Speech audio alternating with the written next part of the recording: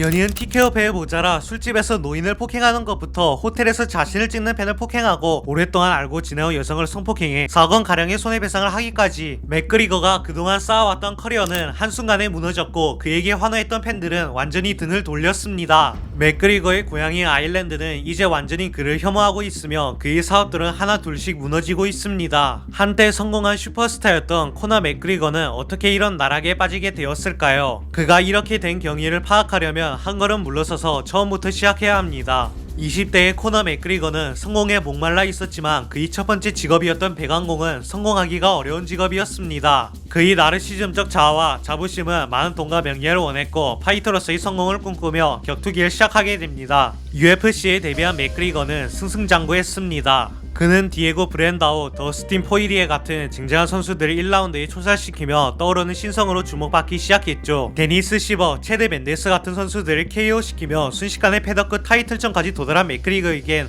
또 하나의 재능이 있었는데 바로 트래시 토킹이었습니다. 맥그리거는 상대 선수에게 욕설과 인신공격을 해 상대방을 도발했고 관중들은 맥그리거가 입으로 상대방을 요리하는 모습을 보며 환호했습니다. 이것은 맥그리거가 몰락하는 요인 중 하나였지만 그가 첫 타이틀전을 할 당시엔 아무도 알지 못했습니다. 조제 알도와의 타이틀전을 갖게 된 맥그리거는 아니나 다를까 트래시 토킹을 하며 조제 알도의 챔피언 벨트를 낚아채며 도발했습니다.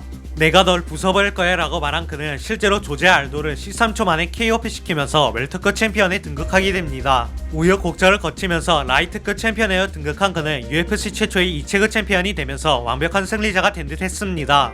하지만 맥그리거에게 있어 최고의 순간은 아직 오지 않았고 메이웨더와의 복싱 경기를 통해 그는 스포츠 스타로서 세계적인 반열에 오릅니다. 비록 패배하긴 했지만 메이웨더와의 경기로 무려 1800억을 벌어들인 맥그리거는 완벽한 승리자 그 자체였습니다. 파이터로서 성공적인 커리어를 쌓은 그는 더 큰 성공을 위해 사업적으로 눈을 돌렸고 만약 그가 돌아오지 않고 사업가로서의 삶을 이어갔다면 그에게 있어 완벽한 은퇴였을 것입니다. 하지만 그는 몇 년 후 자신의 오른팔인 아르덴 로버프와 하빕의 갈등으로 인해 UFC로 복귀하는데 이것이 그의 나락의 신호탄이었습니다. 당시 로버프에게 앙심을 품고 있던 하빕이 패거리를 끌고 와 로버프를 위협했고 이게 맥그리거의 신기를 건드렸던 것이죠. 분노한 맥그리거는 로버프를 위한다는 명목으로 선수들이 타고 있던 버스에 손수레를 던져버리는 미친 행보를 보입니다. 이로 인해 버스 안에 타고 있던 선수들은 유리파편에 부상을 당해 출전이 취소되었고 몇몇 선수들은 정신적인 고통을 호소하기도 했습니다. 경악스러운 사건을 벌인 결과로 다음날 맥그리거의 체포 영장이 발부되었고 그는 폭행 혐의로 자수했다고 밝혔습니다. 체포된 맥그리거는 5만 달러의 벌금을 내고 풀려났으나 그의 이미지는 이미 나락에 빠진 후였죠. UFC의 사장인 다나 화이트는 이 일을 두고 UFC 역사상 가장 역겨운 사건이라고 평가했습니다. 자신의 친구들이 다치는 것을 본 하빕 또한 맥그리거에게 분노를 불태웠습니다. 이 사건은 하빕과 맥그리거가 UFC에서 붙는 결과로 이어지기에 충분했죠. 하빕은 매번 트래시 토킹을 해 상대방을 자극하는 맥그리거와 달리 싸우기 전에 어떠한 도발도 하지 않는 점잖은 편에 속했습니다. 반면에 맥그리거는 UFC 파이터들 중에서도 가장 눈살을 찌푸리게 만드는 사람이었죠. 맥그리거는 하빕을 자극하기 위해 노력했습니다. 하빕의 아버지, 국가, 종교를 모욕하면서 필사적으로 하빕을 화나게 하려고 애썼습니다. 하지만 하빕은 맥그리거가 원하는 반응을 보이는 것 대신 침착하게 반응해 맥그리거를 민망하게 만들었죠. 맥그리거와 하빕의 싸움에 대한 열광은 상상할 수 없을 정도로 뜨거웠고 UFC는 이 싸움이 가장 흥행할 경기라는 것을 직감했습니다. 두 사람은 링에 오른 지 얼마 지나지 않아 치열하게 싸우기 시작했습니다. 맥그리거와 하빕은 서로를 무너뜨리기 위해 엎치락 뒤치락 했지만 승자는 하빕이었습니다. 맥그리거의 목을 졸라 싸움을 끝낸 하빕은 맥그리거의 자존심을 완전히 뭉개버렸습니다. 분노한 맥그리거와 하빕은 시합이 종료된 후 난투극을 벌이기까지 이릅니다. 싸움에서 진 후 라커룸으로 돌아온 맥그리거는 눈물을 터뜨렸습니다. 그는 그저 진 것이 아니라 완전히 무너졌고 나락에 빠졌기 때문이었습니다. UFC는 난투극을 한 대가로 맥그리거에게 6개월간의 자격정지를 부여했고 이후 맥그리거는 각종 사건 사고를 일으키고 이상행동을 하는 등 심각한 수준까지 치닫게 됩니다.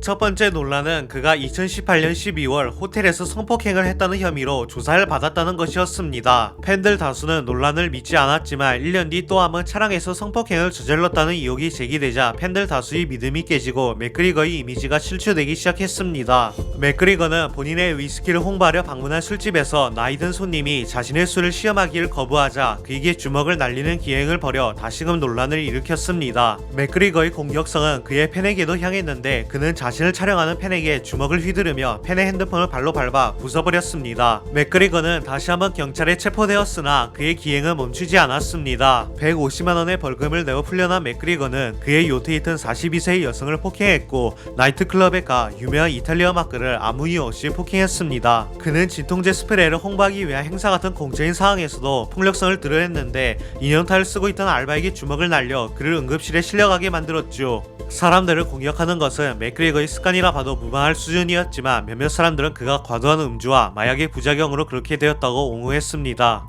당시 맥그리거는 나이트클럽에 가 파티를 하는 것에 빠져 있었는데 그가 파티에서 술과 마약인 코카인을 목숨이 달린 것 마냥 들이킨다는 소문이 있었습니다. 마약으로 인해 그의 손과 머리는 다른 사람처럼 보일 정도로 커졌고 그의 정신은 점점 망가졌죠. 그가 제정신이 아니라는 것을 보여주는 인터뷰 영상이 있습니다. Can you tell us about your acting debut? Obviously, it's your first experience. Hard work, but you know we got it done. It's in the bank for life. You know, you put something in the bank, maybe it's not going to be there for life. You might spend it. This baby is in there for life, and I'm ecstatic about that. 맥그리거는 음주와 마약에 절여져 있었지만 다시 파이터로서의 커리어를 쌓기 위해 UFC에 복귀했습니다. 합의전 이후 1년 3개월 만에 복귀한 맥그리거의 첫 상대는 도널드 세론이었고 맥그리거는 너무나 일방적으로 40초 KO를 얻어내며 승리합니다. 승리의 기쁨도 잠시 맥그리거는 또다시 성폭행 혐의로 체포되지만 증거 불충분으로 풀려납니다. 맥그리거의 두 번째 상대는 그가 7년 전에 KO승으로 이었었던 더스틴 포이리에였습니다. 1차전의 승패가 이미 없을 만큼 오랜 시간이 흘렀지만 사람들은 맥그리거의 승리를 점쳤습니다. 하지만 포이리에가 초반부터 킥을 날려 맥그리거의 다리를 무너뜨리고 그에게 무자비한 속사포 연타를 날리자 맥그리거는 속절없이 무너져버렸습니다. 포이리에는 UFC에서 맥그리거를 TKO한 최초의 파이터가 되었고 이것은 맥그리거의 자존심을 건드렸습니다. 분노한 맥그리거는 포이리에와의 3차전을 만들기 위해 트래시 토킹을 시작했고 그의 타겟은 바로 포이리에의 아내였습니다. 맥그리거는 저스틴 포이리에의 아내가 자신에게 DM을 보냈다며 포이리에의 아내가 문란한 여자이고 포이리에가 아내에게 버림받은 루저라며 가족을 건드리기까지 했습니다. 사람들은 맥그리거의 선 넘은 도발에 야유를 보냈고 맥그리거의 이미지는 추락하기 시작했죠. 여기서 알아야 할 점은 포이리에의 아내가 맥그리거에게 DM을 보냈던 까닭은 맥그리거가 포이리에 부부가 운영하는 자선단체에 기부를 하겠다고 말해놓고 이후에 약속을 지키지 않아 그 부분에 대해 물어보기 위함이었던 것이 밝혀져 맥그리거의 이미지만 더욱 추락했죠. 맥그리거는 6개월 뒤 설력전에 나서지만 포이리에게 킥을 날리던 도중 발목이 꺾여 골절되는 끔찍한 부상을 당하면서 그만 패배하게 됩니다. 맥그리거는 부했는지 발목이 부러져 일어서지도 못한 채 앉아서 포이리에게 선 넘은 도발을 계속합니다. 자신은 패배한 것이 절대 아니며 이 경기는 닥터 스톱으로 인해 중지된 것이라 말하는 맥그리거는 옥타곤에 있는 포이리에의 아내를 계속 언급하며 계속해서 도발을 했지만 이런 도발들은 그의 비참한 모습을 더 부각시킬 뿐이었습니다. 생애 첫 연패를 겪으며 무기한 휴식기에 들어간 맥그리거. 하지만 그에게 있어 인생 최대의 나락은 아직 오지 않았습니다. 맥그리거의 나락은 하나의 성폭행 사건으로부터 시작됩니다. 수많은 성폭행 혐의를 받았지만 매번 혐의 없음으로 풀려난 맥그리거는 성폭행 혐의로 조사받는 것이 두렵지 않았습니다. 하지만 이 성폭행 사건은 케이스가 달랐습니다. 피해자는 니키타 핸드라는 여성으로 2018년 더블린 호텔에서 맥그리거에게 성폭행을 당했다고 주장했죠. 그녀는 맥그리거가 더블린 술집에서 밤을 보낸 후 그녀를 자신의 호텔 스위트룸으로 초대해 그녀의 목을 조르면서 성폭행했다고 주장했습니다. 맥그리거는 모든 과정이 어떠한 폭력 없이 합의하에 진행되었다고 주장했지만 그의 주장에는 앞뒤가 안 맞는 부분들이 있었습니다. 폭력이 없었다는 그의 말과 다르게 당시 니키타의 몸 곳곳에 멍자국이 있었다는 점이었죠. 배심원들은 니키타의 주장이 일리가 있다고 판단했고 맥그리거에게 4억 원 가량의 배상금을 지불하라는 명령을 내립니다. 4억 원을 배상하는 것은 그리 대단한 것이 아니었지만 중요한 것은 맥그리거가 성폭행범이 되었다는 사실입니다. 맥그리거는 졸지의 성폭행범이 되어버렸고 그 이미지는 완전히 나락에 떨어졌습니다. 모든 언론들이 그가 성폭행범이 되었다는 것을 대서특필했죠. 이 사건은 그의 사업에도 큰 영향을 미쳤는데 맥그리거를 후원하는 모든 회사들이 그에게 후원한 것을 중단했고 여러 소매점들은 그의 위스키를 판매 목록에서 제외했습니다. 더 많은 회사들이 뒤를 따를 가능성이 높았고 코너 맥그리거는 벌금인 4억 원을 넘어 수백억을 잃을 위기에 처해버렸죠. 그에게 있어 더 최악이었던 것은 절친이었던 아르덴 로보프가 그에게 830만 달러의 소송을 시작했다는 것이었습니다. 로보프는 맥그리거의 위스키 사업이 원래 자신의 아이디어였고 사업에서 5%의 지분을 약속받았지만 받지 못했다고 주장했습니다.